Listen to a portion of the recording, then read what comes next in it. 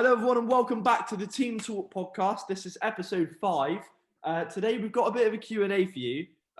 We've been sent quite a lot of questions. So essentially today we're just going to answer them.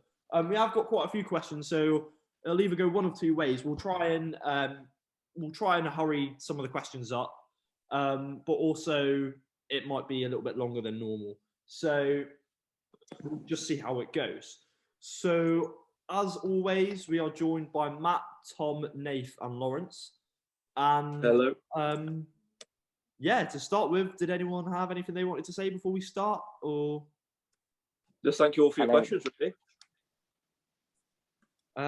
Okay, right. Well, we'll start with a question from Alex Pratt 11, who says, thoughts on Trent being left out of the latest England squad, given right back debate in previous podcast? I think that's a very good question. And I think we were all a bit shocked when we found out the team news and he wasn't included in the squad. We all put him in our joint 23-man squad, didn't we? We all agreed that off current form, he realistically shouldn't be going to the Euros, so it's ballsy from Southgate to leave him out. Because he is the best right back England have got, realistically. He took 10 defenders for these qualifiers, didn't he? He's brought 10 defenders along. Yeah. Which is a lot. But is he in better form than what Trippier is in at the moment? I know. No, nowhere near. No, definitely not. He what we said is he doesn't deserve to be in the squad. Southgate's actually gone and done it. We've got other right backs that are in far better form than Trent. Yeah. I personally agree with the decision that Southgate's made for him not to go. Yeah. I don't know about you lot. I don't really think that it is the right decision, because he's also taken Dyer, who I think if you watched one of the previous episodes where we discussed the England squad, I think all of us agreed that he absolutely shouldn't be going anywhere near the squad. So I think it's a bit unfair on Trent. I think Gareth Southgate, didn't he? He came out and said something about he hasn't had experience in this at this level or something, which I think that's just BS. I mean, he hasn't, to be fair. But he's won the Premier League and he's won the Champions League. I totally agree with that. But how many games has he played for England? Because he went to the last World Cup, didn't he? But barely played. I think he played in the game against Belgium, maybe. Yeah, but he's just won the Champions League, isn't it? And he's got Champions League finalist, Champions League winner, and he's a Premier League winner as well. I mean, he has got experience on the big stage, isn't he? Yeah, I mean, I'm not saying he hasn't got this experience, but if he hasn't been playing well for his club recently, then why would you take him when he hasn't also got that experience for England? Like Jordan Pickford, he can have a shocker for Everton, but because he's got that experience with England, he isn't England's number one. So Trent doesn't have that. And it also makes you question, if he's taking that attitude towards Trent, why is he not taking that attitude towards Reece James? Because Reece James has had no experience in England or anything like that. Yeah, exactly. Yeah, but he's arguably played better for Chelsea this season than Trent's played for. No, I agree, but that's not his argument. if he's on about experience at that level, then why is he not taking that attitude towards all the other players? I would have preferred it. I don't know if he has. He might have. Really would have preferred it if he just said he's not been good enough this season. Yeah, I feel like that would have. If he had said that would have closed a lot of questions, wouldn't it? Do you know what I mean? So I don't know. I think I'm a bit with that. I think we're all agreed because he hasn't been good enough. And if you're going on previous experiences, that's unfair on the people who are currently performing really well. Yeah. Yeah. But I mean, going into it, I definitely thought that Trent was a dead cert. Yeah. But it's always been that way, isn't it? Yeah. It's good to see. Yeah. It's good to see that it is now coming down to form. Well, to some extent, because that's how you should be picking the team, shouldn't you? You should be picking your team off their form. Yeah. That season. It's a common phrase as well at the moment. It's quite a good headache to have, isn't it? Because we have got some quality defenders going around for England, and even if we're leaving Trent out, we're leaving Trent Alexander-Arnold out. Like Matt said, he's a Champions League winner, Yeah. Premier League winner as well. Like I just think the options there, but obviously he hasn't been as good. So hopefully by the Euros he picks up form and then he'll be back in the squad because I do believe he should go. That was the follow-on question from me. I was going to say, do you boys reckon that he will end up in the Euro squad then, going off? I think he will. Yeah, I think he will. International. No, I think if Trippier doesn't get his suspension put in, then I don't think Trent will end up going. Really? He didn't get into this squad and it was 26 man, and the next squad's the Euro squad's 23. Walker's not going to drop in form. If Trippier keeps playing, he's probably not going to drop in form. So why would you all of a sudden bring a third right back with you? These qualifiers are a good test, I guess, to like test other players, see how they perform. Because obviously, you know, if these players play really well, then you don't need to take Trent if he's not performing. Like if he's the best right back to take, then he's obviously going to go. But if he doesn't deserve that place, then he shouldn't go. I think we'll find out a lot more when we play Poland at the end of March. We'll find out a lot more as where Southgate sees us going. Yeah. Formation-wise. England have got 3 games, haven't they? Coming up. Yeah, San Marino, Albania, and Poland. Sorry, and then Poland. Yeah. That was a good question. The first 2 are just to get some players some minutes probably and just test out some formations here and there because we're going to win both of those anyway. And the Poland game will be the one where we see who he wants to start. Yeah, that was a good question. To be honest with you, I still don't really know the answer. I personally think it's still a little bit unfair on Trent. But I mean, that's not what wins you. Like being fair isn't what wins you football matches, is it? I suppose. Spot on. So, yeah, I mean, respect for Gareth Southgate, but I don't know. I feel quite bad, I guess. I mean, it wasn't me personally that made that decision. So bad. You know? Are you sure? I thought it was. Josh pulling the strings. Public apologies, Trent, for Josh dropping it. All right. We win the Euros now. Down to you, Cena. Well, if I was manager, we would have won it. You'd have taken Callum Hudson-Odoi, wouldn't you? Like that. I would have taken 11 Callum Hudson-Odois. Played them. All right. Anyway, should we move on to the next question? Yeah, let's do it. Yeah. Go for it. That was a good question. Shout out to you, Alex Pratt 11. So, these questions were forwarded to me from yourself, Tom, and they. Yep. So the first one about Arsene Wenger's new rules and whether they should be implemented. Perfect. So yeah, here we I've go. got up to Tom for this. up to Steve Collier because we was chatting about this the other night. Obviously, since stepping down as Arsenal coach a while back, Arsene Wenger took a role, and he has took a role. He took a role. Where is he going to roll up in FIFA? Isn't it? Yeah. Yeah. Right. Sorry, Matt. Is that all right? But it was just the way you say it, like he just nicked a bit of bread. And he's kind of come up with some rules that he could bring into the football that would arguably make the game better to play. I personally don't agree with some of them, but I will read out some that he has said. One of them is you are only offside if any part of the body that you can score with is offside. So if your chest is offside, for example, if you're leaning forward, your chest is offside, you'd be fine. But if it was your foot, because you can score with your foot, you'd be offside. Does that make sense? But you can score with your chest. Yeah, with your chest. I thought that's how the offside rule works now, because the only bit of your body you can't score with is your arms. Also, how would you be stood in a stance where your chest would be? Well, if you're leaning forward. Yeah, but then your head surely. Because your neck just receded back over. We'll use the arms then. We'll use the arms as an example. Isn't that the rules now, though? If your arms like, no. Because they do it off the top of your sleeve. Yeah, but I don't but if referees at the moment know the rules. So yeah, that's spot on. To be fair, Cena. It is supposed to be the top of your sleeve. Yeah, so because you can score with your shoulder. So I'm pretty sure that is already the rule. No, but I was pretty sure if your arm's out like this, like right out in front of you, then you're going to be offside, isn't it?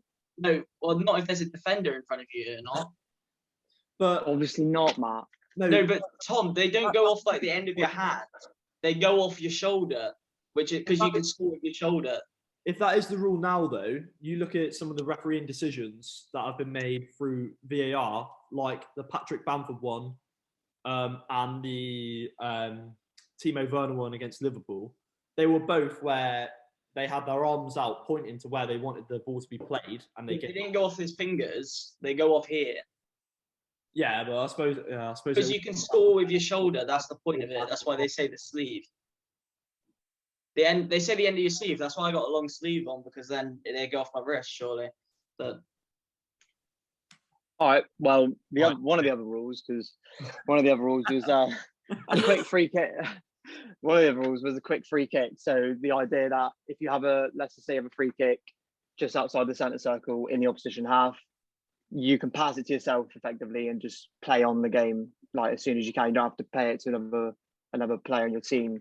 How do we think about that? Growing up, we've never had anything like that playing football. So if he's going to bring in like a massive rule like that, I feel like it might change the game quite a bit. I don't think it needs changing. Why is it? He's just he's trying to fix something that isn't broke. Since when has quick free kicks been a broken thing? Because you can still take quick free kicks, you just pass it to one of your mates. Yeah. But the idea around what Arsene Wenger's saying is that you could essentially put everyone in like the box, for example, and then kick it to yourself rather than using two players just to kick the ball like 2 yards. Does that make sense? Because you're kind of like wasting a player, aren't you? I'm personally not a fan, but I think that it should be. I don't think players should have to wait for a ref's whistle unless the ref is booking someone. That's the way I do it myself. I agree with that as well. I think if the ball's dead, a player should be allowed to kick it. It's like with the West Ham Arsenal game. Well, also Lingard did it, didn't he?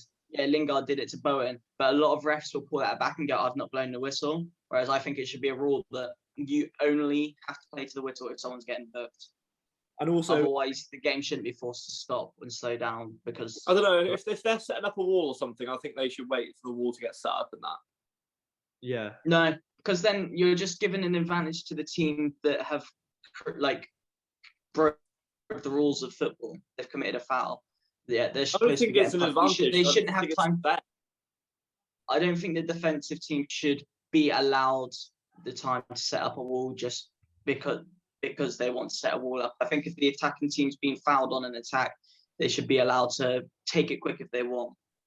Because it's their advantage, isn't it? Yeah, it's their free kick. It's like them they're the ones who had a chance and had to be fouled. So why are the defensive team being allowed time to set stuff up to make it even for something they've done? It's like if a player's going through 1-on-1 with the goalkeeper or like 2-on-1 or whatever, and then they get axed out, why should then all of a sudden they have to wait 5 minutes to take a free kick while the defensive team are allowed to set up their wall and stuff? I think as well what you would see a lot of is the quick free kick would kind of be pointless because I think you would get the referee calling it back for a non-stationary ball or whatever, a non-static ball a lot. Yeah, that does happen. Like, literally, if you got fouled, put the ball down and kicked it off straight away, the ref would be like, right, that ball was moving. Do you know what I mean? Like, yeah. I think you'd see that a lot. And I don't think that obviously that's not an issue with that rule per se. It's just like in a game situation, you would see it a lot. So like, what would be the point? You know what I mean? Because by the time that you've had to bring the ball back, it's no longer a quick free kick, is it? So yeah, that's true. What's the third rule, Tom? The third rule was instead of a throw-in, you essentially kick the ball in instead. His reasoning behind this is that 70% of the time, apparently, if you have a throw-in in the opposition half, you're more likely to lose the ball. So you're not actually gaining an advantage by being in the other team's half. By kicking the ball in, you're giving yourself more of a chance to score, is basically what he's saying. Which I think is quite crazy, because imagine that you're essentially having, like, as soon as you're in the other opposition half, you're having corners. Yeah, exactly. You're afraid of having corners all the way down the line, which I don't think is fair. Corners or free kicks all the way down, don't you? He's still scarred from Rory Delap's throw-ins against Arsenal. Yeah, that's true. Does he mean just like a kick in, like you see it like futsal? Yeah, like futsal. Yeah, me and Matt were talking about it, but a futsal, you instead of a throw, you put the ball down, kick it in straight away. Do you know what I mean? Yeah, but would it have like a head height rule or something like that? Or? No, he literally just said you can kick the ball in other than throwing it. So I'm assuming he's just saying if you had a throw in, let's just say in line with the box, not like by the corner flag, but like in line with the box line, you could just cross it in. But Yeah. I think you're gaining too much of an advantage. Personally, I think. Yeah. If that is the case. I don't like that. I don't like that at all. I think that rule also is. So I have a lot of beef with this rule because I think what is wrong with a throw-in? Like I know you're saying that like the attacking team is more disadvantaged, but you think if you have a long thrower, like a long throw specialist, then throw-ins become ultimately like corners anyway. But also, I think you're also gaining an advantage because you can stand offside from a throw-in. Like Yeah, that's true. Like, That's very true. I think that's advantage enough. Like do you know what I mean? Yeah. Just to go back to the offside rule thing that Tom was talking about earlier, because Arsene Wenger did say about changing the offside rule. What he actually said was that an attacker will be onside if any part of his body he can use to score is behind a defender. So, say like almost was behind, but say the head. Yeah, say like his body and head in front of the player, but his left foot's like behind the defender. He's not. He's offside. Yeah. No. So no, it sounds silly, but when you think about it, I look at it in the way that like say for goalkeepers, they're not outside the box unless one of their like a part of their body is still inside the box. Do you know what I mean? No.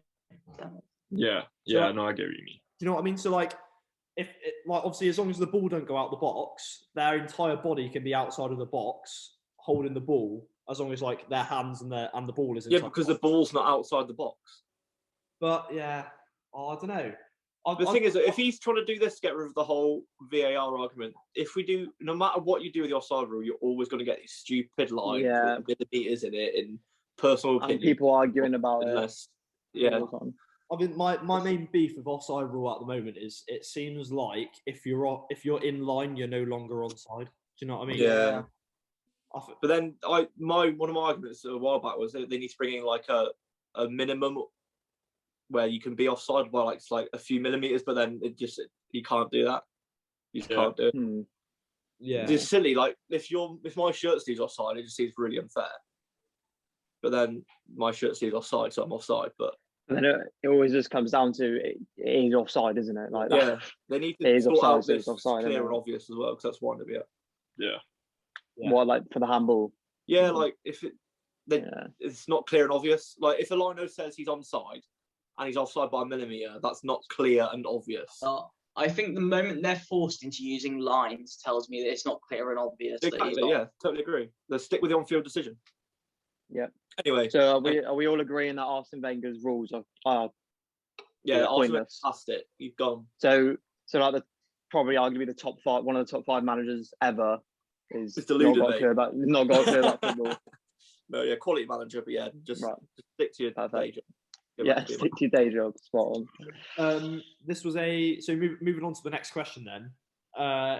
Forwarded from you again, Tom. It says, what league would Haaland be most suited to, and if he stayed, would he be Lewandowski's goal scoring record? What's Lewandowski's goal scoring record? So when I'll find out. You know more about this question than I do, Tom. Does he mean like all time, or does he mean like this season, or like what? No, I mean like all time. So obviously Lewandowski is going to retire before Haaland is going to retire, isn't he? Yeah. So I'm wondering if Haaland stays in the Bundesliga, would he get more goals than what Lewandowski is currently will finish with? Does that make sense? Yeah. How long has Lewandowski been in the Bundesliga for? Has it been all of his career? No, it's not. So then probably he would break it. Yeah, probably. I mean, he's starting now. First 6 years of his career, he wasn't in the Bundesliga. He was out in Poland. He played for like Lech Poznan and Legia Warsaw. Yeah, exactly. So then he probably would break it. Yeah. He'd break Lewandowski's, but he wouldn't break Gerd Müller's. He joined Bundesliga in 2010. Jesus, his Bayern Munich record: 215 appearances, 197 goals. Wow. Absolutely. Yeah, no. If he stays in Bundesliga, then yeah, he probably would break Lewandowski's record. Yeah. So what's Haaland's goal scoring record in the Bundesliga at the moment? Games and goals. Bear with. I can tell you the Dortmund ones, like how many games and goals he's played for Dortmund. Yeah, it's probably a joke, isn't it? I don't know if he's suited for 36 games, 34 goals. Wow, that's a joke, isn't it? Oh my. I don't know. Yeah. It's going to really, really annoy me if he stays. Well, maybe not if he stays at Dortmund, but if he moves to another Bundesliga club, it's going to really annoy me. Well, because you want him at Chelsea.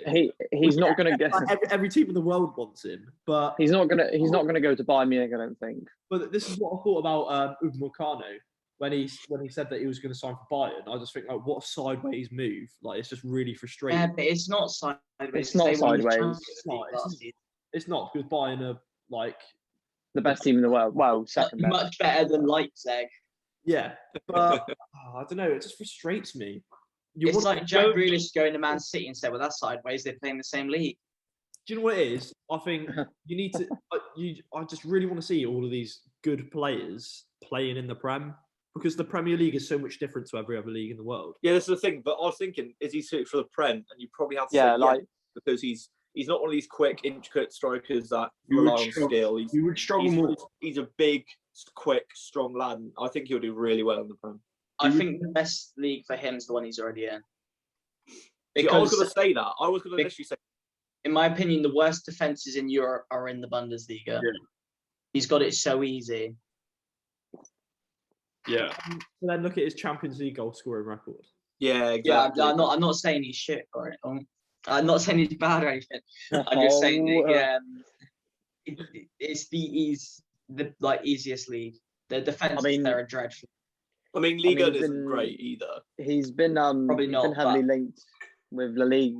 Did you say La Liga or Liga? Liga. Liga isn't great. I said, yeah. Oh yeah, but he's been heavily linked with like Real Madrid, isn't he? Obviously, there's no way would he be suited to like the Spanish defense because I don't think the Spanish defenders are like defense aren't that good. Yeah, So Well, I think he'd suit. Pardon?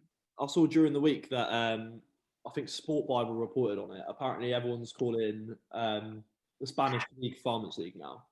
Yeah. It is. Yeah, but like Go back- Well, with- that's with surprising Real because they've Madrid and still. Atletico and Barca. Obviously, like for example, those three, they're three giant clubs. I know, like it's not the best at the moment with like the situation at Barca and at Real Madrid. Like they're not performing as well as what they're historically known for. But I mean, they're still three giant clubs. Yeah, what country's club won the Europa League last season? Yeah, yeah. Yeah. They've got in the last 10 years. Spain have got the most European Cup finals out of any league, and it's like not even close. It's ridiculous. Yeah, I mean, I think there's no debate that the Premier League's the best league in the world, but like what's second? Do you know what I mean? Like Champions League One, isn't it, Matt? I thought you were going to say Champions League. I thought you were going to say No, I was Champions League. No, I was going to say Championship, but then I said But League no, One. Championship's the most entertaining league in the world. I don't even know if I agree with the idea of the Premier League's the best league in the world because it's not got the best players in it, realistically. Yeah, but how can you say that it hasn't got the best players? Because a lot of the people that you would say are Does the it? best players in the world haven't played in the Premier League. Obviously, Yeah, exactly. Ronaldo is, exempt from that. But I mean, like you think like Messi, like obviously he's one of the greatest of all time. But he's never played. The Premier I say League's got the apart best from- midfielders, he's got the best centre back in the world. Yeah, Half- Two of the best Nah, midfielders in well, the world. you've got Sergio Ramos and Varane and that who aren't. Van Dijk gets a lot of love for that one season, but I don't know. and Sergio Ramos also as well. peaks in. But apart from Liverpool and Tottenham getting to the Champions League final together, and I think an English club were in the Europa League final might have been United. Apart from that one season, what have the English clubs in the last decade have really done in Europe?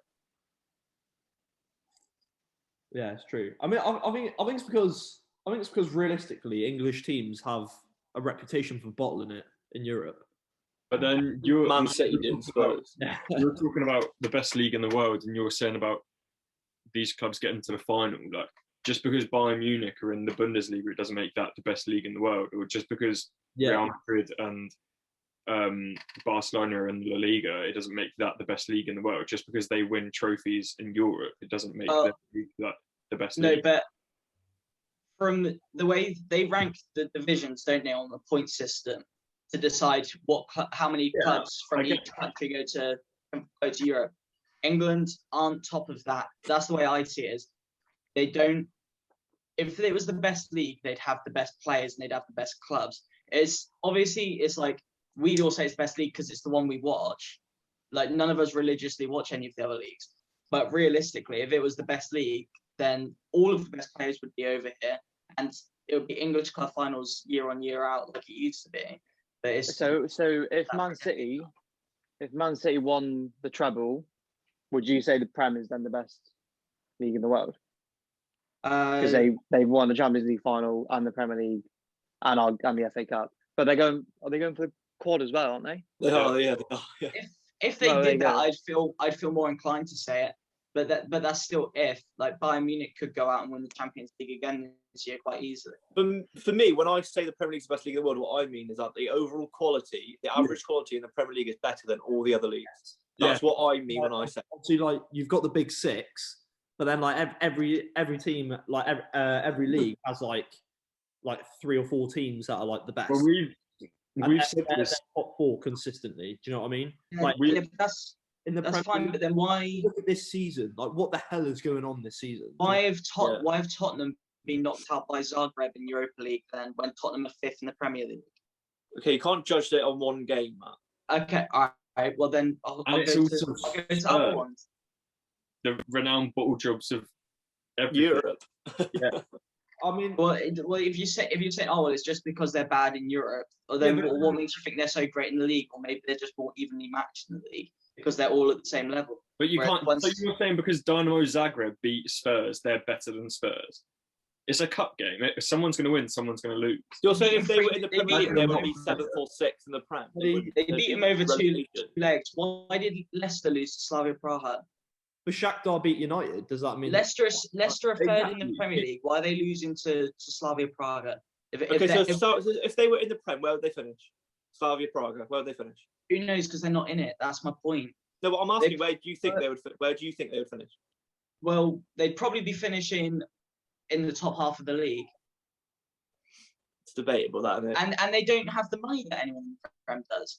That's the way I see it. I think, Is like, everyone loves the Prem. I think it's such a false narrative, the idea of everyone in the Prem is so good, because it's only because everyone watches them all the time. You've got Granada United playing right in the next round of the Europa League. Yeah. They're not an incredible team in the La Liga, but yet they're doing well in Europe. Yeah, but So then you can be a team that aren't very good and have a good cup run.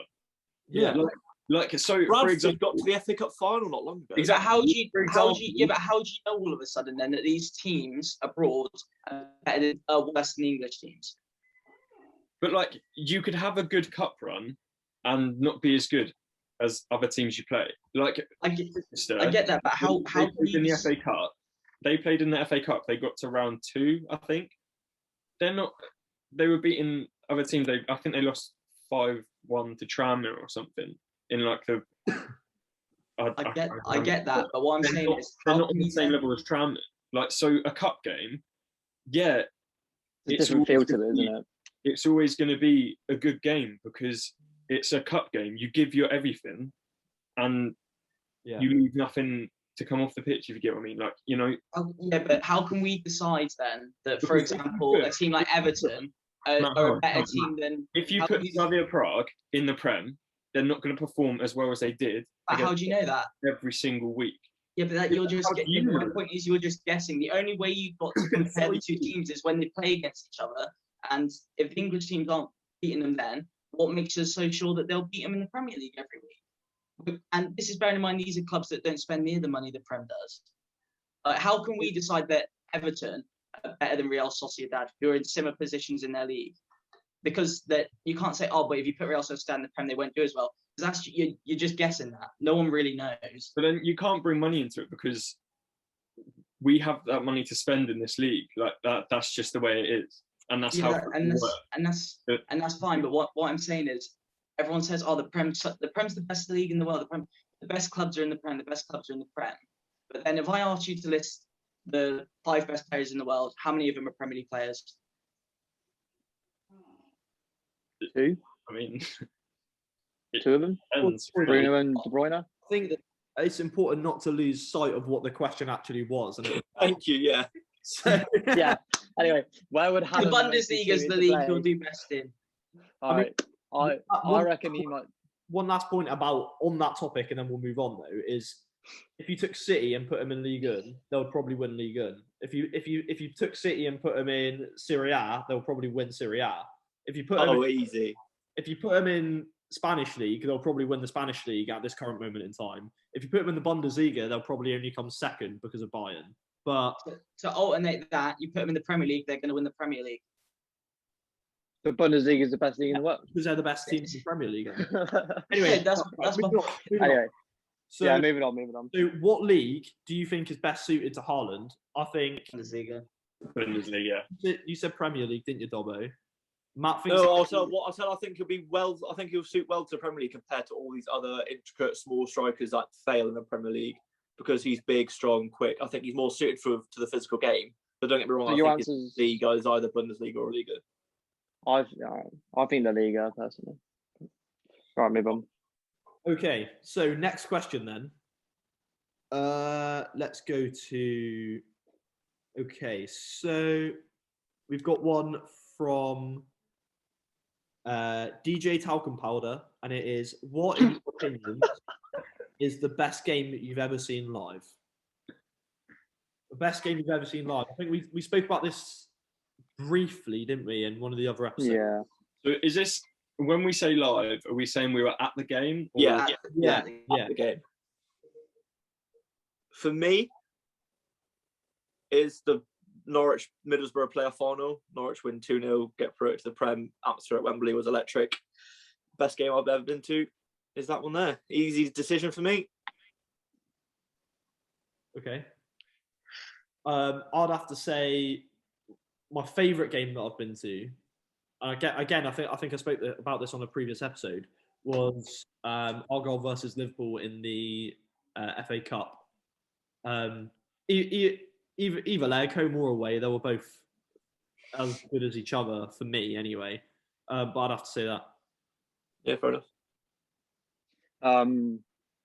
Probably back in 2011-12 season, I believe it was Man United versus Chelsea.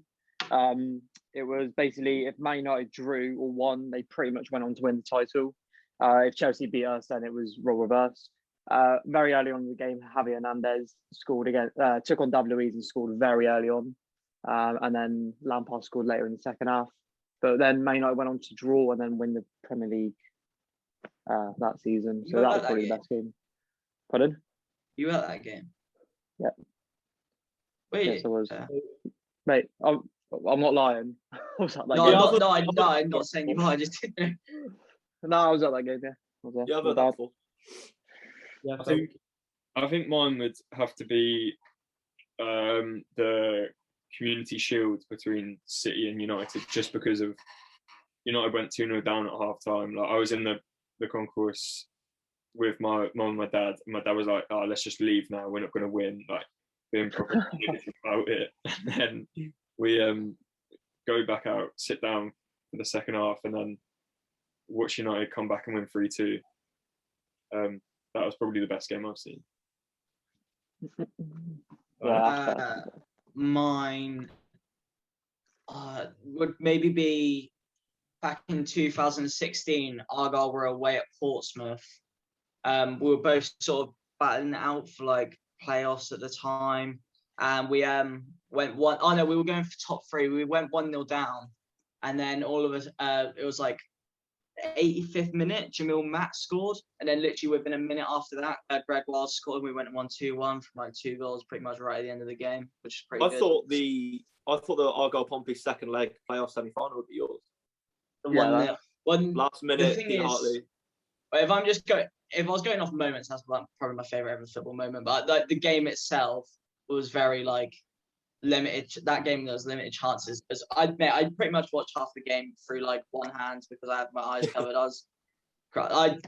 To be honest, that game, spent the whole time just thinking, oh, we're not going to win this. We're not going to, like, Jervis hit the post and whatnot. I was like, oh, it's not going to happen. So I didn't enjoy it as much. But when away at Pompey, you're kind of not expecting a result. So Yeah, fair enough. come back late on. Fair enough. All right, moving on to my next question. Richard Dobson has asked, can a self-funded club like Norwich ever hope to survive/thrive in the Prem? And then he ends it with, great pod, by the way, lads. So shout out to your dad there, Dobbo. So it's a good question. Can a self-funded club like Norwich ever hope to survive or thrive in the Premier League? I mean, I'll keep my answer at the end. 'Cause I'm biased. Survive, yes. I think thrive, survive, yeah. no. Thrive, no. But I agree with Matt. I mean, I agree. they're in and out the Prem like a yo-yo at the moment. Like Yeah. It's recently. funny. It was really funny. They I can't remember what social media account did it. But they put the 10 most yo-yo clubs, like the most promotions and relegations, and Norwich were in the top 10. Argyle were in the top 10. But Yeah, Norwich mate, were not in the top 10. getting relegated all the time. What I'd say for Norwich is that you'd rather survive than thrive, because if you look Yeah, at 100%. Wigan, Bolton, Rushden Diamonds, Swindon, Wimbledon, all club Hull, even now, You Bolton. could chuck all Stoke clubs, in there. Yeah, all clubs that have spent in the Prem more than their means because they wanted to reach the next step, the next dream. The moment it goes wrong and you get into the Championship, and you're spending more than your income is, than like what you're getting in, it's so much harder than you think to go up. Your parachute payments run out, then it's administration, then it's you losing your club, and it happens all the time. Every club that is in the Prem Happens is too pretty often, much really. a time bomb of like losing your club. I think Norwich, it must be frustrating for you, Dobbo, as a Norwich fan, because it's quite obvious that Norwich are too good for the Championship, but it's also quite obvious that they're not good enough for the Premier League.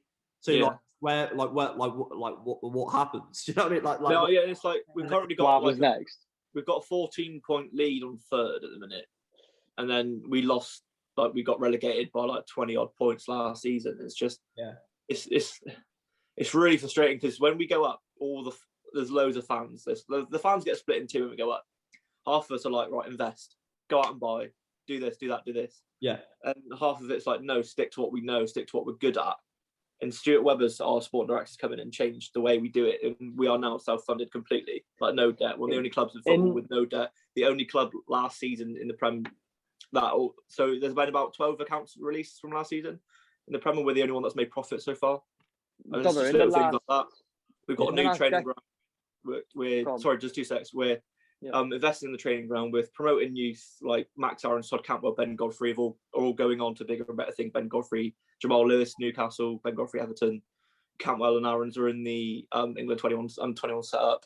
So we've got a philosophy and we're sticking to it. And it's like you said, I believe we can survive in the Prem if we make good, cheap signings, but we can never thrive. We can never be West Ham, who normally are comfortable in the Prem, or who are looking like a Leeds who looks like they're going to be a mainstay for them at least 5 years now. Yeah. I don't think we can ever do that. It's one of those things. So our aim, the sport director said, our aim as soon as if we get promoted, will be 17th. Yeah, stay up. Second we get promoted, we'll be 17th. But I think that's what you've got to do when you first come up. Like, obviously, Wolves came up and like Sheffield United last year. Yeah. Like, they played amazing, but then this year they're awful. So like, you have to find that middle ground of like just staying up, finding your feet, and then moving on after that. You can't just come in and expect to walk straight into mid-table. Yeah, exactly. Yeah. But then you look at Leeds this season, and they've come up, and that was on the day. But they have money. To beat anyone in the league. That was Sheffield United last year. Yeah. With Norwich, I do think you can, like, when I say survive in the Premier, I don't mean every year scraping for 17th. I think you can become that established club that will be in the Prem for 7-8 years, like, and then probably go back down eventually because everyone's time comes. But I just can't see you reaching like that. You'll never hit where it's a Europe club. We're not. Oh no. We're not. I think what my dad said when he means thrive is that mainstay. For us, thriving is being a Premier League club. You could for sure thrive in the Prem in that way, then in terms of you could stay there and have seasons where as you're not looking to go down, because it is possible to run your club that way. I think it just depends if you invest right, you have the right manager, you have the right club build. I think some clubs do that. Probably Norwich, probably one where they invest in their youth quite well, and that's what's going to make you more money because your sales on Ben Godfrey and Jamal Lewis and that, and then you've got the money to buy better players. It's not the amount of money. I was just going to say the amount of money you get given from the Prem in the Premier League means you'll have money to buy players and invest in stuff. It's not like you're going to be there scraping free agents every year. Like some of the business that they've done in that club is not talked about enough. We sold half of the worst defence last season for 40 million. We sold a centre back who was in the worst defence and a left back for 40 million combined, and we bought Pookie on a free, Wendia for 750k.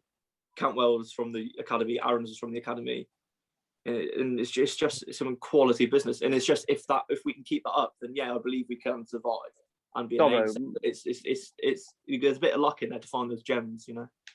Yeah. I was going to say, like, in the last decade or two, what's like the longest reign Norwich have had in the Prem? So like it was back in, I think when we got promoted in 2012, it was a 3-4 year stay, max 4 year stay. So do you reckon Norwich have changed from then to like now, if you know what I mean? Do you reckon they're investing better? It's a completely different setup now. We didn't have a sporting director. We had a manager. So Daniel Farker isn't the manager. He's the head coach. Stuart Webber's the sporting director, and he runs all the business side of things. He does the transfers. He does everything else. It's his scouts that go out and do everything. He's the one that picked up Pookie on a free and Wendia and people like that, who have worked wonders for us. Obviously, it's just, but the worry for me is Webber's contract is up within a year, and he never stays at a club longer than his contract. So he was at Huddersfield before this, and when they got promoted under a German manager, I can't remember his name now, but they got promoted in the playoffs, and they did really well in the Championship. Obviously, did better than expected in the Prem, and then he left and moved to us. And my worry now is that he might take Daniel Farker with him because he has a model at Norwich that he can, with the funds and the belief from a board, he can replicate at any club, I believe, in the Championship. And who doesn't want to be in the Prem? Yeah, fair. Yeah. Good question. Thank you. Do you think that when you get, I say when, I mean, it's not a lot can go wrong now, but when you get promoted this year, do you think you'll stay up next year? We're in a lot better position than we were when we got promoted 2 seasons ago, because 2 seasons ago is a good start. About 2 or 3 weeks ago, we had scored 25 less goals at this stage than 2 years, but we'd conceded 25 less goals than at this stage than 2 years ago. And when you go up, we were not arguably naive when we wanted to outscore everyone in the Prem because we weren't good enough to do that, and we got lucky against Man City and we beat them and stuff like that. But we're at a much better position now to.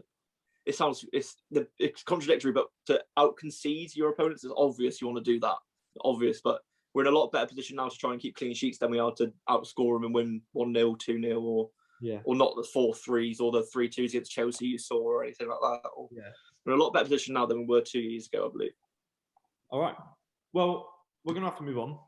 Yeah. So I've got a good one here from Sam Hambridge, and he said, who had a better footy season? Was it Ronaldo in the 07-08, Suarez in 13-14, or Thierry Henry in 03-04? So I've got the stats to back this up. Okay. Cool. Read the stats. Henry in the Premier League in 03-04 played 37 times, scored 30 goals, and got 10 assists. That's mad, by the way. That is mental, yeah. Suarez, 13-14, played 33 times, got 31 goals, and got 17 assists. Wow. Ronaldo, 07-08, played 34 times, 31 goals, and 7 assists. So it's arguably 3 of the best seasons the Prem's ever seen. Yeah. With 3 of the best players to ever play the Prem. It's got to be Suarez, isn't it? I'd choose Henry just because I'd choose Henry. They won the Prem that season, didn't they? And he scored in all competitions just over 40 goals, excluding not just in the Prem. I think it was bang on 40, maybe 39. Oh, well, I can tell you now, but overall he scored 39. Yeah. The thing is, as well with Henry, I know he probably didn't get How many assists did he get? 10, and then Suarez got 17. Did you say? Yeah, Henry got 10 assists and Suarez got 17. So I think a lot of that comes down to as well. I think although he's only Suarez has got 7 more assists than him. You think like Thierry Henry plays further out wide, or he did. Yeah, left wing, wasn't it? Yeah. So he was sort of contributing more to the team, even though he got less assists.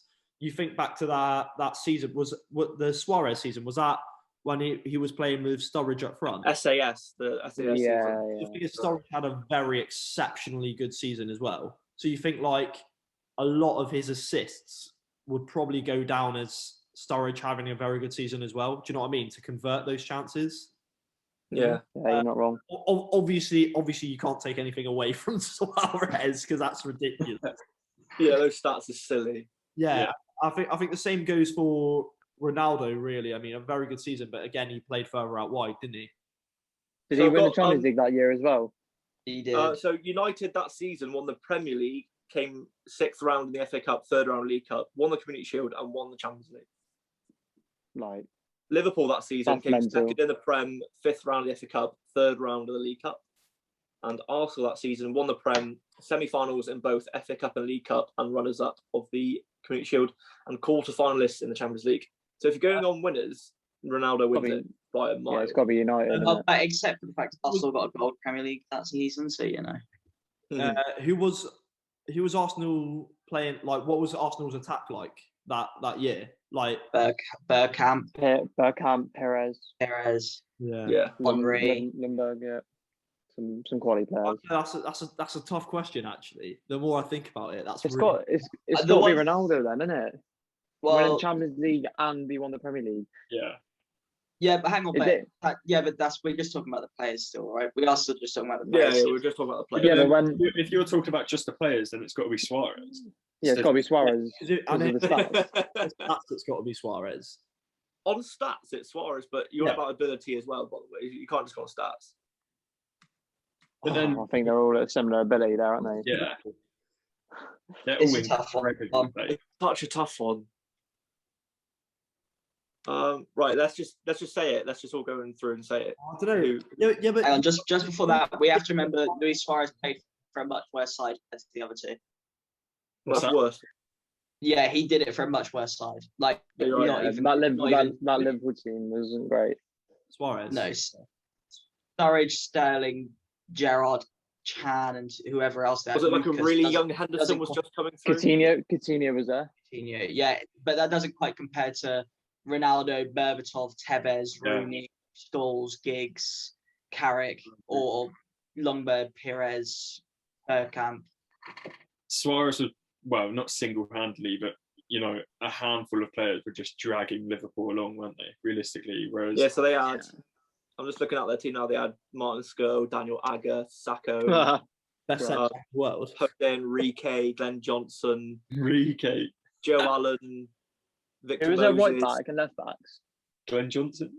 So left back would have been right back would have been Glenn Johnson. Left back would have been Jose Enrique. Yeah, it's not great. Klein back playing for him at the time. Like, was he like his fullback or something? Klein. Who's that?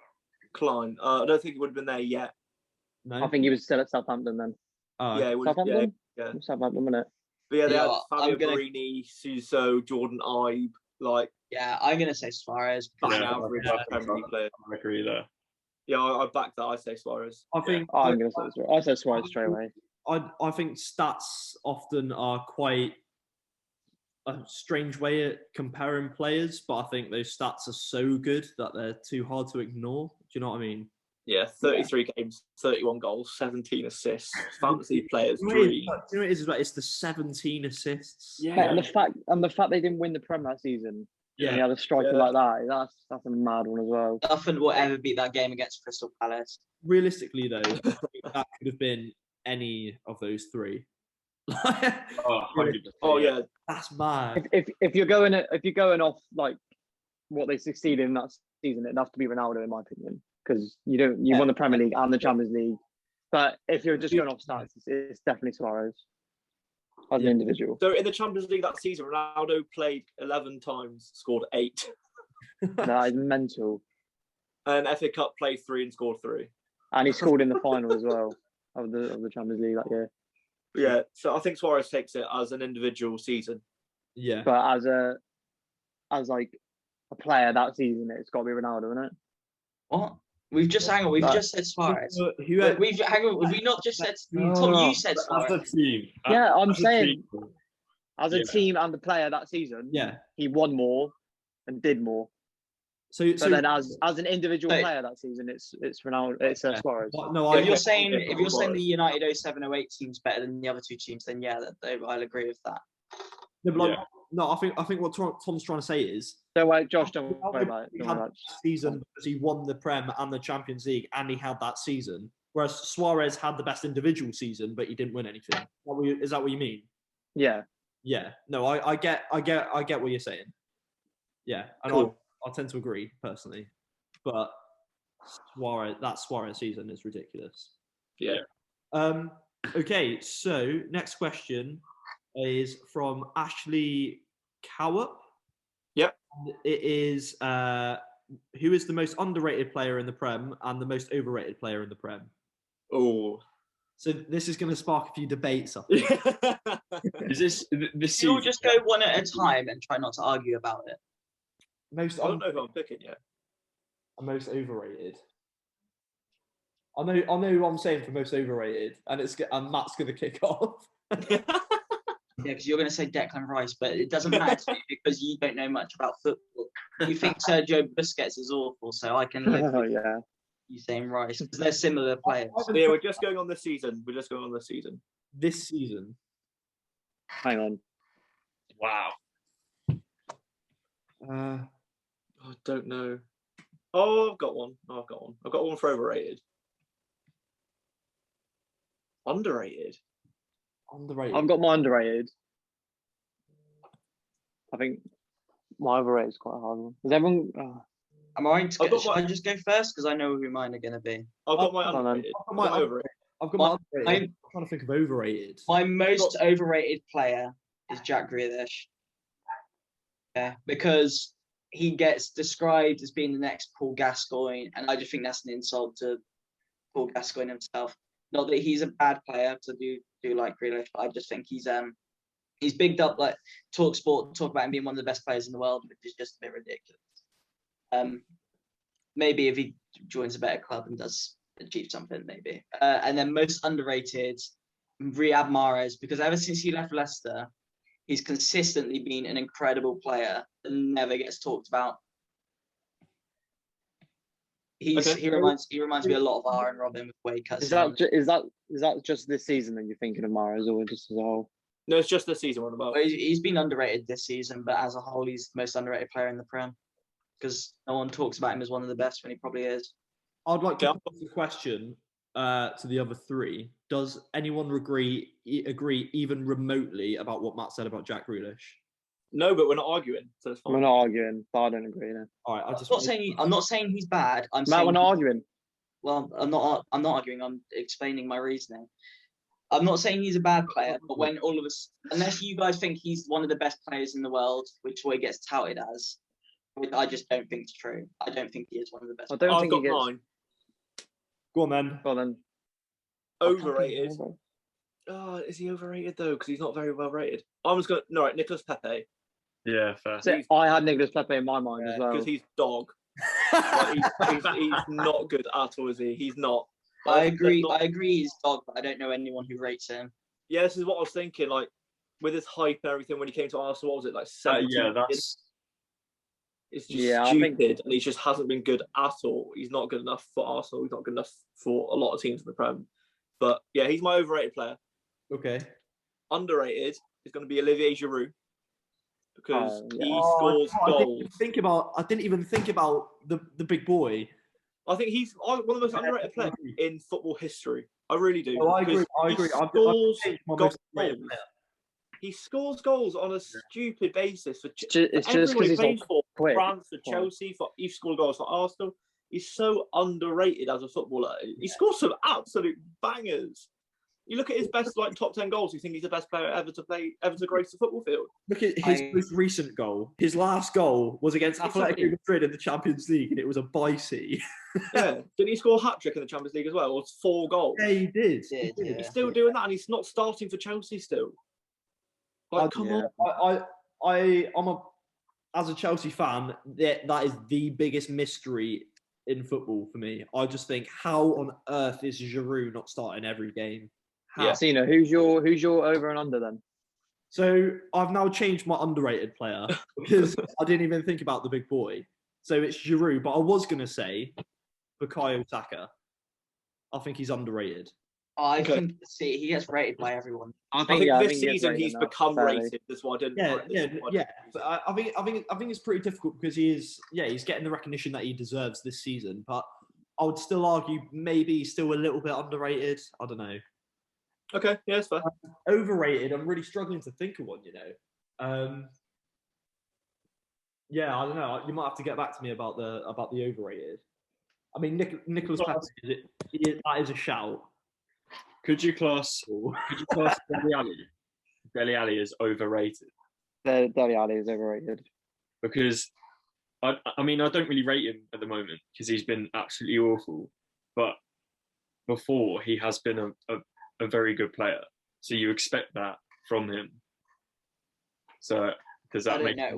When I think of overrated, I think of players that people rate you just don't think they should. If you think people rate Dele Alli, I haven't heard anyone say anything good about Dele Alli this season. Yeah. You did? Yeah, I think that if Tottenham play Dele Alli, he doesn't really play. If they play him, they've got one of the best England midfielders like available to them.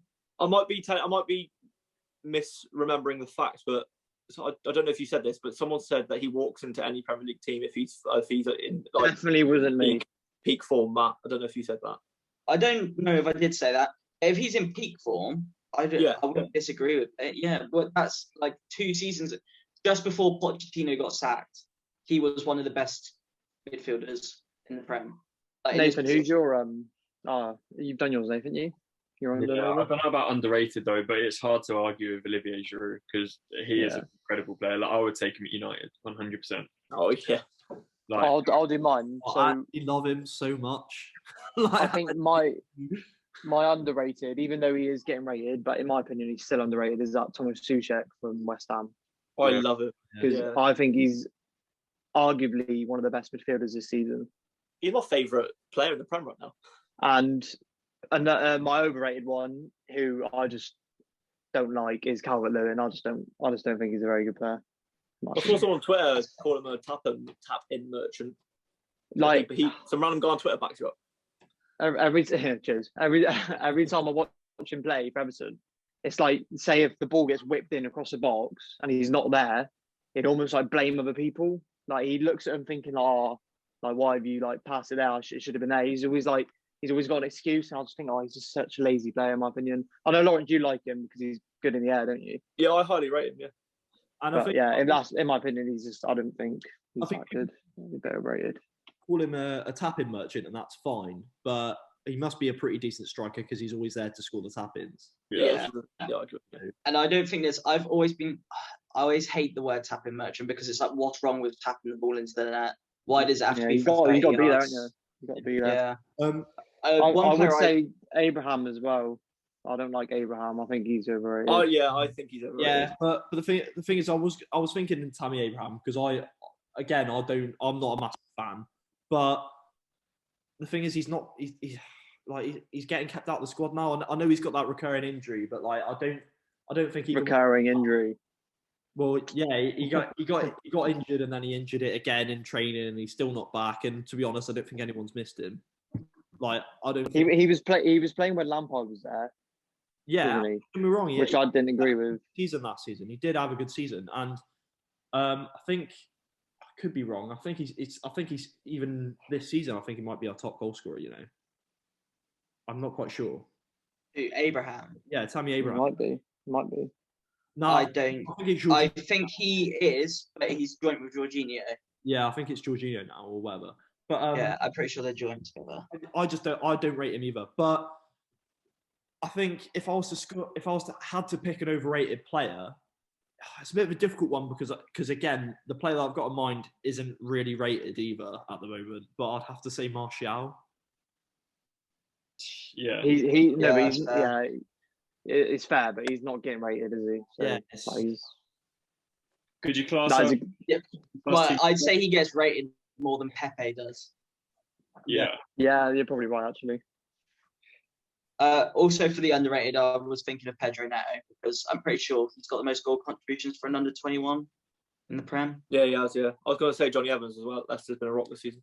Yeah, Johnny Evans is good. A few Conser at Villa, underrated. Pascal Gross. Yeah, All right, has everyone answered? Yeah. Next question, bro.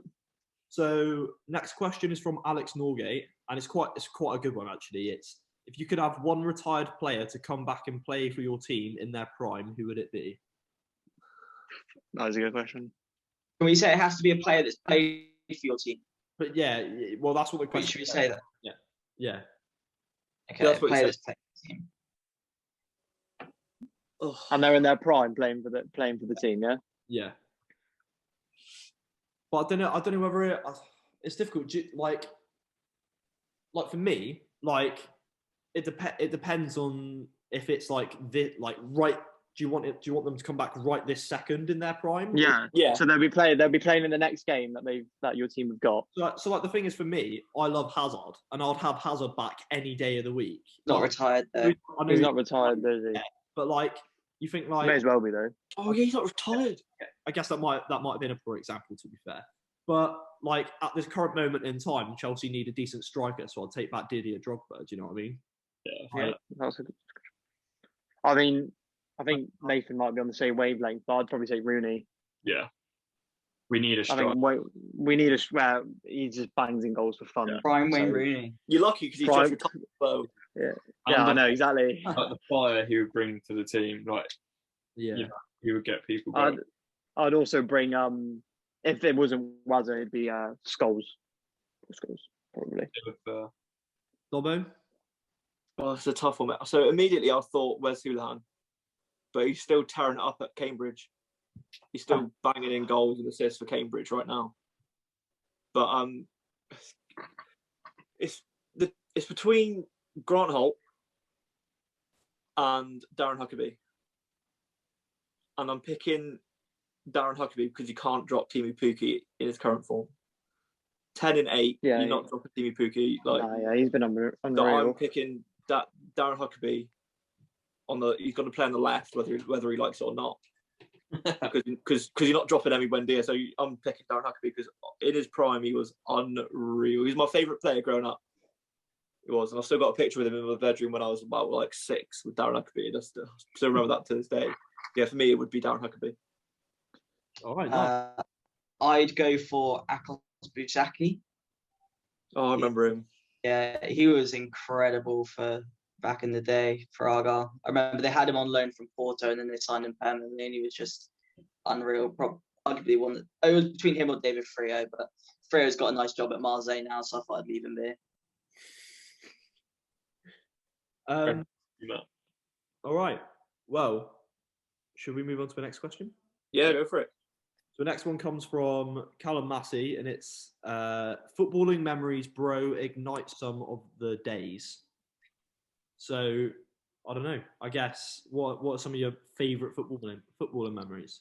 So playing wise, for me, and I think it's going to be the same for Josh and Matt, when we were in, and Callum, yeah. So when we were in, what was it, year 13, right? Year 13, yeah. We went on a sports tour to Florida. Yeah. In the United States of America, and we played 2 games. I think we only trained once. We went for 2 weeks, didn't we? Went for 2 weeks. Did the whole Disneyland Universal Studios thing, played 2 matches, and ended up winning both matches. One of them was against, I think they were younger than us. There was supposed to be the best team in Orlando. Florida, wasn't it? The best team. Yeah, for their age it was, yeah. Their age, yeah. I think they were a year younger than us, but they were the best team for their age group in Florida, and we beat them 2-1 after going 1-0 down. And they were. I got an assist. Shout out to Callum Massey. I assisted Callum Massey for the equaliser.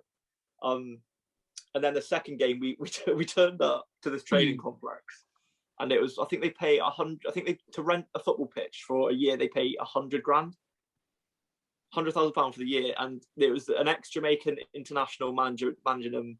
They had the resistant bands for training. They had all the proper setup, and we were just there rocking up, knocking balls like with sliders, like some odd matching socks on, like whipping balls at John McCarthy and goal. yeah, just this proper raggedy team, and we performed one of the most shithouse 1-0 wins I've ever seen. We scored from a corner, bullet header from a centre half, Finn Williams, bullet header. I think he might have played left back that game. But yeah, honestly, I was playing at centre mid in that game, and I've never ran so much in my entire life. I lost my voice, so I was shouting so much, but they were so much better than us. So much better than us. We still won 1-0, part of the bus for the whole game. It was quality. We had the national anthems at the start of the game. Oh yeah, like, mate. What makes it even better is how much the Americans just hated us as well. Just like, especially in that first game when Josh took out wiped out one of their players. You were going to bring it up. And their manager turned around and went, "This is why you guys don't win anything internationally." And I was just turned around to him and said, "And how many World Cups have you won?" It was funny because that game, Josh arguably should have been sent off, but didn't. I definitely, by the way, definitely. We went to a netball game because the girls came with us as well, and we watched their netball game. And the lino from our game was randomly there, like on his bike, cycling past. And he comes off and goes, "Oh mate, you should have been sent off." Definitely, just like cycles off into the distance. Well, I mean, it just goes to show, because I mean, he's saying that, but I mean, it just goes to show how much Americans know about football, really. I mean, it was one of the cleanest tackles I've ever made in my life. The ball's in the other half, didn't we? Ball. Like, it was literally only ball.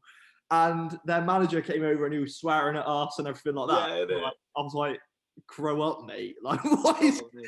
Oh, but... One of the best. That's one of my best footballing memories as a player, any day. And then we went to Disney. Sorry, I'm going to have to bring this up because it's one of the best things I've ever done.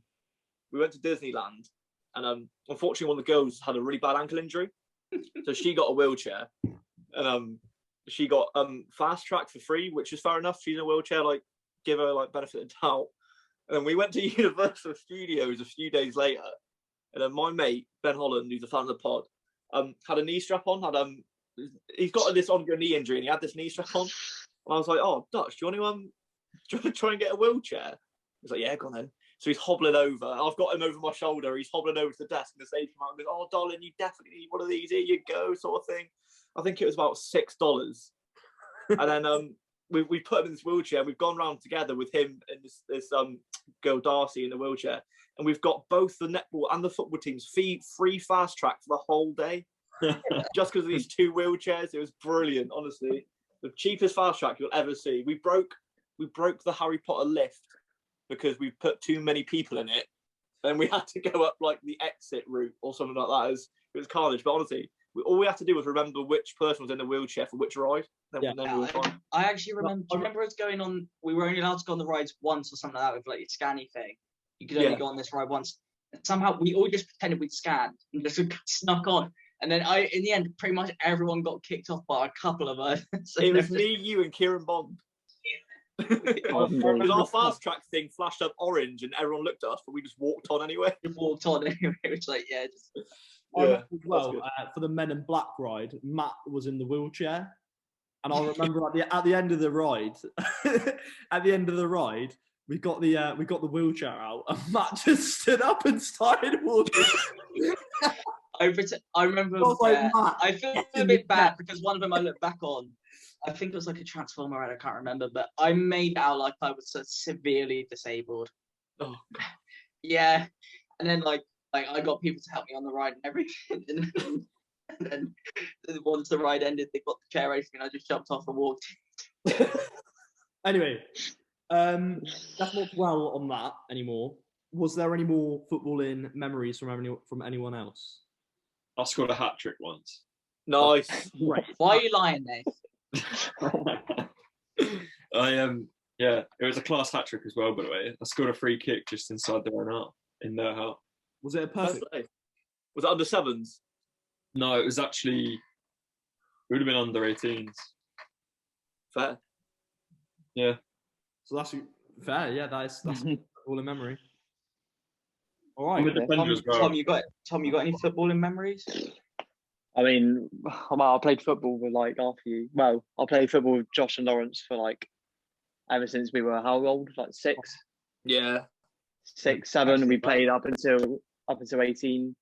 Winning the league, winning the cup. Yeah, winning the league. I mean, we shared the cup one year, but we won't go into that. No. What?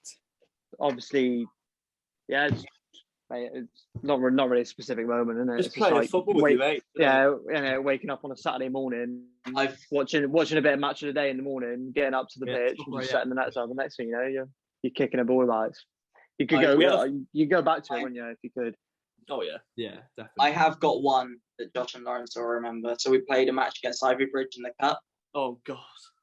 and to be fair, we were in the last 32 by this point, and that's bear in mind the tournament starts with like well over 1,000 clubs in it. So we were actually doing really well. We're in the top 32 in the country. Yeah. Yeah, we beat some good teams to get there, and then obviously Ivy Bridge had loads of like Argyle academies, like players and stuff like that. They Like scholarships and that, wasn't it? yeah, thought they ran the town, probably did. And then in the game, I remember, I think it was Jordan Bentley, Strangleby got sent off, and then another one of their players got sent off, and it all kicked off. We went to extra time, we lost, whatever. And then at the end of the game, one of their players went up and started goading like the rugby lads, and then he came up, asked me to shake his hand. I was like, no. And the next thing you know, while I'm there confronting this guy, John McCarthy just comes in and hits him while he's got his inhaler in his hand. A massive fight just goes all the way across the football pitch, and you've got like our head teacher there trying to split up. Yeah. Lawrence's mum's there egging everyone on. My mum is there. Big in up the middle of it. Shinny. And I remember as well after that game, Mr. Forster, one of our PE teachers, was there watching the match, and obviously he was the head of the PE department. But he used to play rugby, so like he looked quite intimidating as well. So I mean, if you knew him, you'd know that he's not really. But after the game, like he sort of helped split up the fight, and he was shouting at us to get back into the changing rooms and stuff like that. And he said, everyone wait in the changing rooms. So we were all sat there, and then Mr. Forster comes in, and I thought, Jesus, we are going to get ripped here. Like, forward to this. And he comes in, and he goes, boys, I'm really proud of how you handled that situation. I was like, what? Oh, funny. All right, should we move on to the next question? This one comes from Ben Ginn, and it is Pep Guardiola a world-class manager, or is it down to the money that he always has at his disposal? Big question. I think the way he uses the money makes him world-class, because you can give anyone money, but no one else does what he does with it. Yeah. He's a very, very good manager. He's proper revolutionised football, really. So many people also will want their teams to play like Guardiola since his Barcelona team. And I mean, you look at Barcelona now as well. Like they're going for. They dropped off, haven't they? And they're in the mud, if you like. So I mean, you don't get where you are without being world class. Like managing Barcelona, Bayern, and Man City, winning trophies at all three clubs. Like, I think he's quite honest about it as well. Like when he took over City, if their team was good enough to be winning the Premier League every year, he wouldn't need to spend the money. But he was quite honest and said, "Well, of course I'm going to spend the money. The team's not good enough." Like, like what is? If the question is, can he win the Premier League with an average team? Probably not. But then, who can really? No one could. Yeah. He won the treble with his first season at Barca. Like. His job's not to win stuff with average players. It's to build the best team, and if it takes money to do that. So, yeah. On the other hand, if you want to put Sam Allardyce in charge of Man City, are they still winning the league? No. Probably not. Yeah. Probably not. No. Yeah. They'd still be up there because of how good their players. Yeah, are. they'd be top four, but they wouldn't be. They wouldn't be with 11 points now ahead of United. They wouldn't be there. Yeah. So Pep is definitely like a big part of City. Look at that winning run City had. What was it? 21 games. Stupid, mate. 21 games, over 100 points in the Premier League season. Other clubs have spent. United have spent. Arsenal used to spend. It's obviously it doesn't look like as much, but when you're taking like inflation and stuff like that, the amounts aren't too dissimilar. The best clubs just spend money; they have to. Yeah, exactly. He's a serial winner. Yeah, He's a very good manager, isn't he? Good question, though. Yeah. that is a good question. We've also got quite a few questions from Charlie Palmer. So a couple of them seem like quite quick questions, so I'll ask them. So the first one is, what are your favourite retro kits? Cool. That's a great question. A lot of international kits, in my opinion, are like they stick out more. I don't know why. Yeah, they do. Was it the 98 Mexico kit? Is it 98? Hang on. Having a look. Oh wow, yeah. Yeah, like that's. Yeah, it's 98. Yeah. Get that on screen. 2 secs. I'm just gonna get it on my phone now. Yeah, no, that's a. I've never seen that kit. I'm not gonna lie. For me, they call it the Norwich City bird shit kit. That's what they call it, and it's like the classic. Well, all of them. That's the Mexico one. That sticks. Yeah, look at that. Something from Moana. Yeah, it does, doesn't it? Yeah, that's a quality kit. I'll give you that one. This one for me is the one I'm on about. That one there. So I've got this one, but updated. So that the Norwich have re-released it, and I got that one straight away. Anyone who's listening on Spotify or Amazon Music or anything like that, Lawrence is currently just showing pictures on his phone of some of the kits we're mentioning. Yeah, apologies. Yeah. That kit is dead. Lawrence. Nah, mate. Mine's the 1992 Fiorentina kit. I'll have a look at that. I think mine. I don't think anyone's going to need to look up. For me, my personal favourite retro kit of all time is the 1966 England World Cup kit. I was going to say an England World Cup kit. It's the Gaza one. Yeah, I'm just looking now. I don't know whether I think it's a nice kit anyway. Because I mean, kits back then were like just basic, weren't they? And I like that.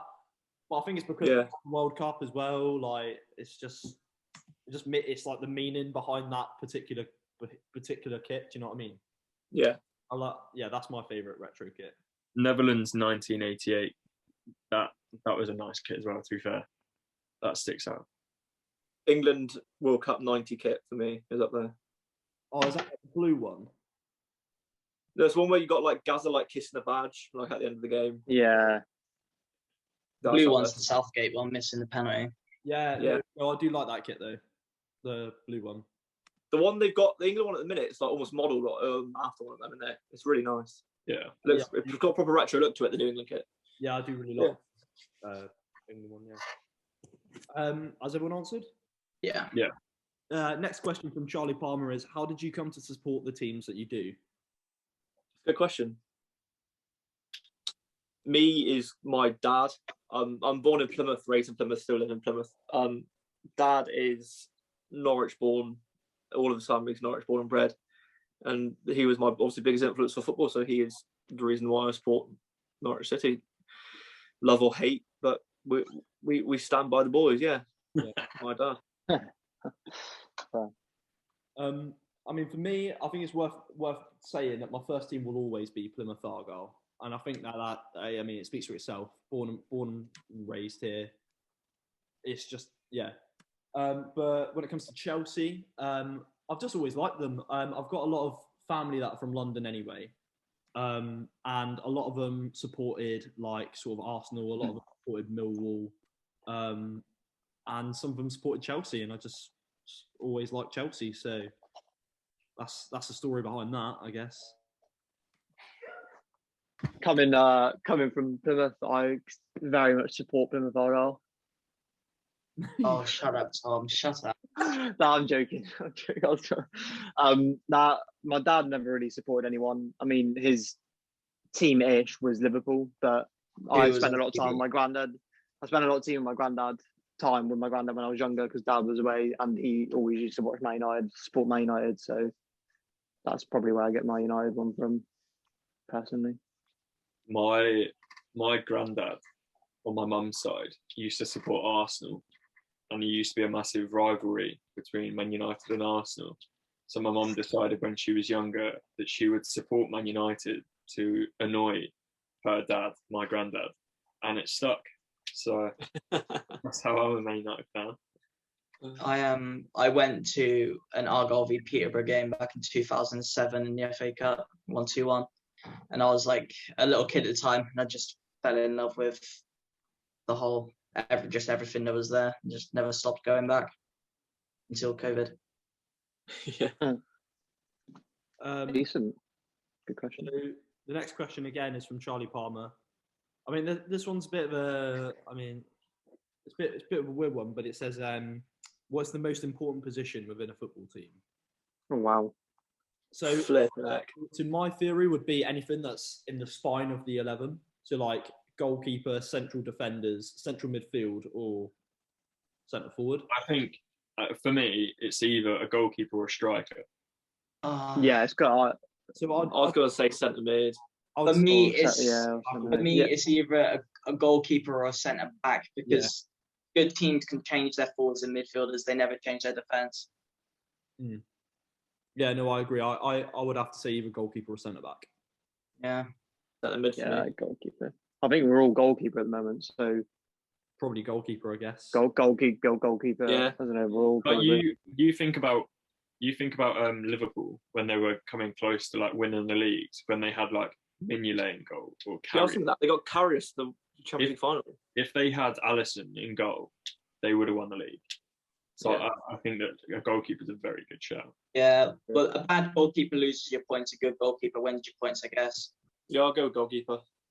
Yeah, goalkeeper then. Next question, going off Liverpool, is from Louis Bicknell, and it says, "What should change at Liverpool before next season?" Depth. Yeah. Squad depth. Yeah, Or depth. yeah. It's a good. Get shout. rid of a couple of players who aren't necessary anymore and buy players that are... Get rid of Matt. I would get rid of... That's a good question. I'd get rid of Shaqiri. Get rid of Shaqiri. I'd get rid of Origi. Get rid of... Milner. Is Carven gone? I'd say Milner. Oh, Yeah, I think he has gone. I think he's gone Yeah, he loan. has. I wouldn't sell Milner. He can stay. He's got he brings experience to the club. I'd get rid of Shaqiri. I'd get rid of Origi for sure. I think That left back this line, Simika. So no. they need Right that they signed from Preston. They don't need him. They don't play him. Liverpool really need a decent striker, a decent goal scoring centre forward striker, because Firmino obviously is very good at what he does, but I don't think that that's what Liverpool need at the moment. I don't think they need this false nine striker. False nine. I think they need a striker, if you know what I mean. Yeah. Whether that is an Mbappe or a Haaland or whatever, I think they need that. You say that, but they won the league and Champions League with that. That's just their system. And It's just their style of play. Because if you bring in a striker that's going to score goals, it's then going to it's going to make like Salah, for example, it's going to take some of his limelight away. And will he perform the same way that he does? If you get what I mean. Yeah. It's tough. I do think Liverpool need a reset in a way, because their team is, even with the injuries, should be better than 7th. So something's going wrong there, big time. And they need to sort it out, because they start next season like this and Klopp will be out of a job. Maybe it's time for him to go.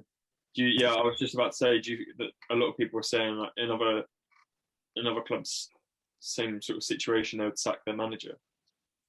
I'm personally a fan of longevity. I think clubs should hire managers who want to be at a club for a long time, but they just don't seem to do that anymore. Like, I look at Liverpool, obviously you've got Phillips who's coming in due to injuries, and you've got a couple of players who are coming due to injuries. And I just question, would Klopp be playing these players had he not have the injuries, or would he be more worried about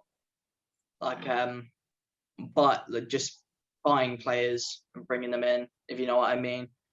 I don't know if Klopp runs the club like he wants to be there forever. I think this is exactly the thing that I hate the most about football nowadays, and that is you look at Klopp. He won the Champions League, and then the next season after that, he won the Premier League, and then the season after that, there's talks of him being sacked. Yeah, but it shouldn't be the case. It shouldn't be the case, no. And this is exactly what I hate about football. I just Happened think, to Ranieri at Leicester, didn't it? yeah, Yeah. His was kind of understandable. I didn't want him to get sacked, but they were going to get relegated. And you got to say, like, can you realistically take the champions of England and get them relegated and say, well, you were champions, so we'll let you keep the job? Wilder's one that feels unfair. Yeah, I agree. yeah. I asked about bringing this up midweek, so we'll bring it up now while we're talking about manager sackings. Gary Neville's a hypocrite. Yeah, he is. How he can bang on about club sacking manager and then run Salford City the way they do are such an awful football club. On the way they run them, you can say, oh, well, it must work because they've got them from the lowest division to Football League, which seems impossible. But if you spend the money, you're going to do that. But now he's here. It's like, are they running that club to be there forever? Because you can't just they hire some of the best managers and sack them. They've just sacked Richie Wellens, who was champion, won Swindon the league last season, bought him in January. It didn't get signed or anyone or anything, just won the EFL trophy. Salford have got no given right to be promoted as a top 3 team, just coming up for non-league. Yeah, he's decided to sack him after a couple of losses. Man, am I right in saying that was Paul Scholes mentioned as a manager? No, they hired Grant McCann, who was the manager. So last season, Richie Wellens was manager at Swindon. Grant McCann was manager at Bradford. Bradford finished somewhere awful, like mid-table or something. However, they both had Bradford owned a striker called Owen Doyle. Okay, he was the league's top goal scorer by a ridiculous amount. He was loaned to Swindon, so they loaned him to a club inside their own league. Come January, he'd scored like 25 goals. So he went back to Bradford, and Bradford weren't going to loan him back out again. Like, well, we've got the league's top goal scorer. Why would you give him again? And then they played him for 5 or 6 games under Grant McCann's system, and he just didn't score at all for him.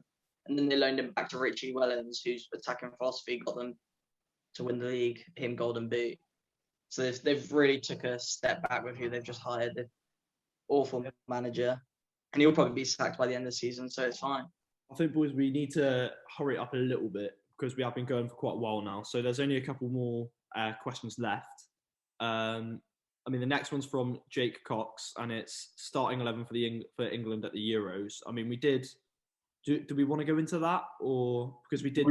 We'll give our 11, and we'll just leave it at that. Like, so we'll just say like your stuff. We all said we're gonna do a podcast where we talk about. Yeah, we did say that. We were going to do a full podcast on the starting 11, and then we'll talk about that maybe next episode. Yeah, mate. Yeah. Yeah, because I think that's like a big topic we can talk about. Okay, all right. So we'll save that for the next episode. Next one is from Ian Black, and it is: who were your idols growing up? As a centre back, I used to watch Nemanja Vidic, and wow, what a player he was. So he was always my idol growing up, realistically. Yeah.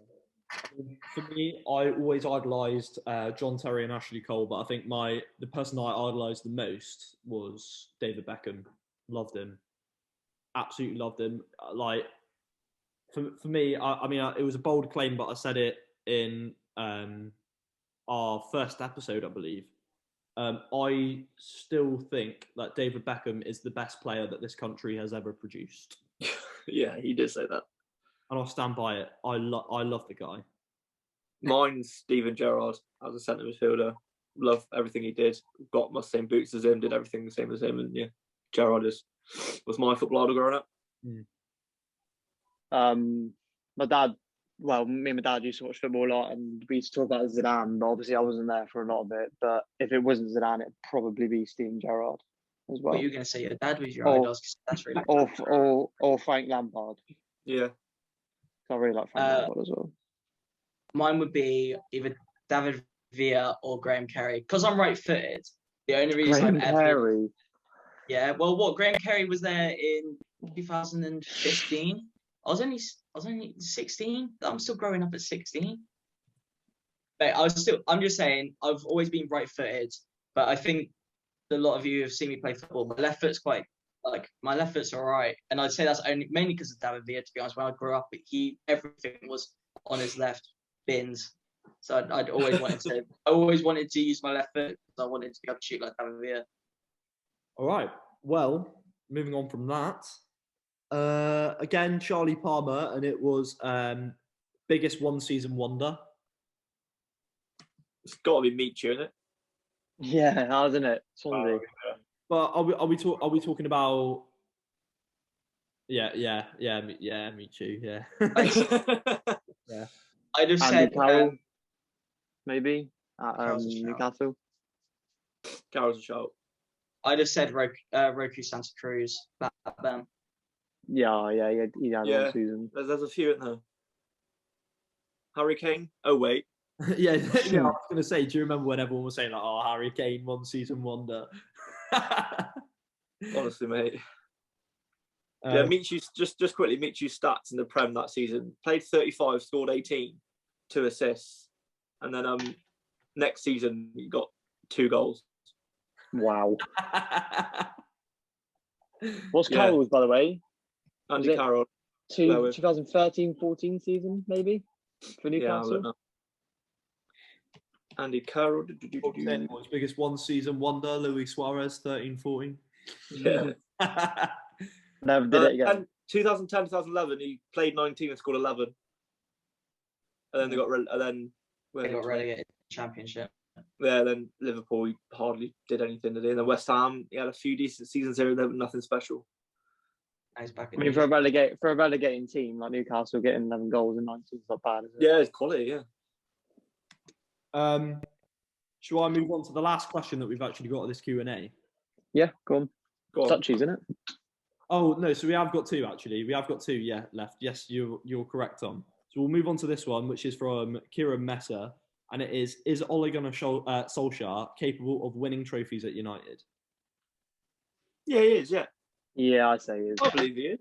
But what I'm going to say is I don't think that the trophies that he's going to win, he's not going to win the Premier League he's just not going to anytime soon, I don't think. He's definitely not going to win the Champions League anytime soon.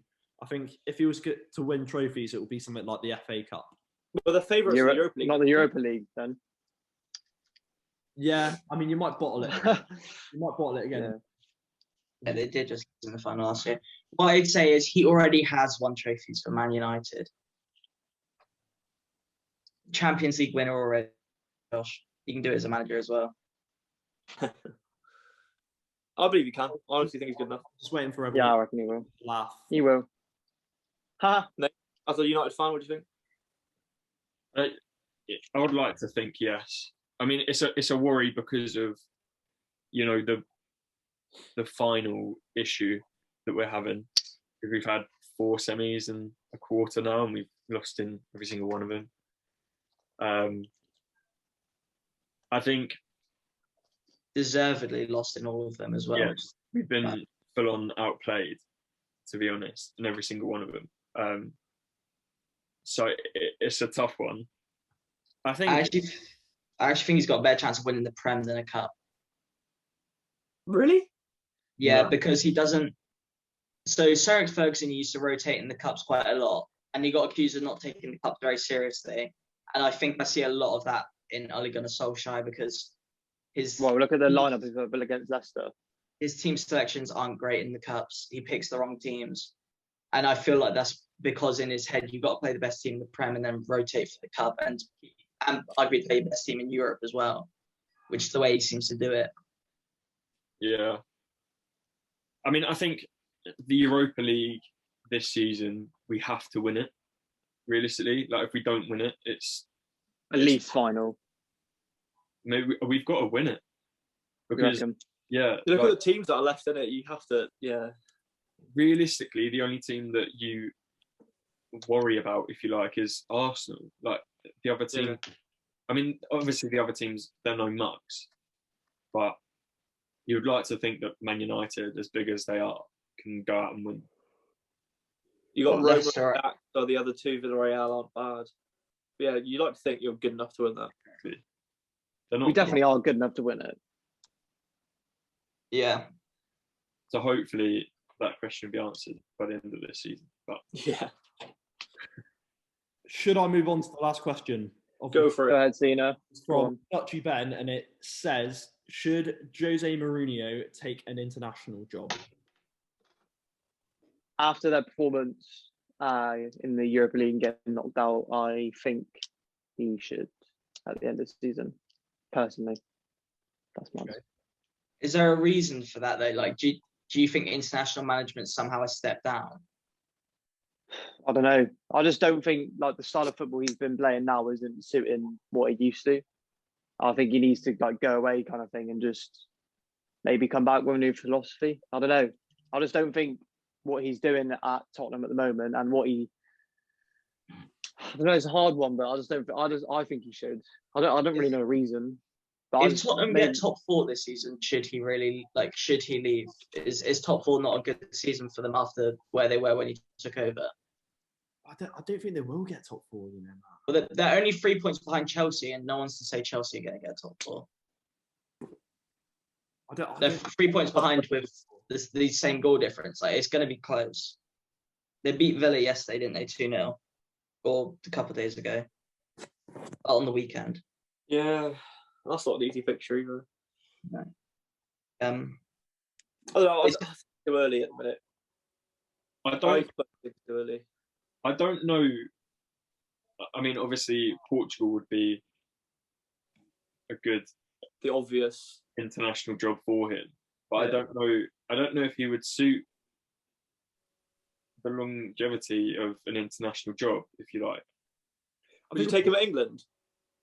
No. I don't think so, because what I'm trying to say is the way he sets his team up might work over a course of a whole season in the Prem, but if you go out and play the way he plays in a World Cup or something like that, you need to be bright and you need to be, going out and earning your victories. You can't sit back and wait, can you? Yeah, that's a good point. He might win the trophy this season as well. Like, when was the last time He's in the Tottenham won a final, isn't trophy? he? He's in the cup final. Yeah. Who's to say Tottenham don't go and win that, and then if they win that, maybe get top 4 as well, then all of a sudden on paper that's actually a really good season. Yeah. Maybe Yeah, that's a good season. maybe people are expecting too much. Of him, maybe, yeah. It's Tottenham. I think Pochettino made Tottenham look like one of the best teams in the Prem at a time where the bigger clubs weren't playing well. United dropped off, Liverpool weren't great. It was just, even City were awful. Like, it was Leicester won the league, for goodness sake. So maybe Tottenham just aren't as good as maybe they looked on paper, because now the big clubs are where they should be. And Tottenham are having to scrap it out to get there again like they used to back in the day. Yeah. Yeah. All right. Well then, that was all of the questions that we had today. Are you boys happy to wrap it up there? Yeah. Yeah. Absolutely. All right. So, in that case, thank you very much for tuning into episode 5. Today was our Q&A. Next episode, I think, have we decided that we're going to do our starting 11 for the Euros? I don't know if you can do that yet. Just, I think you should We do that. said we were after going to the wait until friendlies. the actual Euros. Yeah. All right, we'll go away and we'll discuss about what we're going to do for episode 6. But yeah, 5 episodes so far. I think we're going strong. Yeah, tune in next week for episode 6, and I hope you enjoyed today's episode. So thank you very much for listening, and until next time, see you later.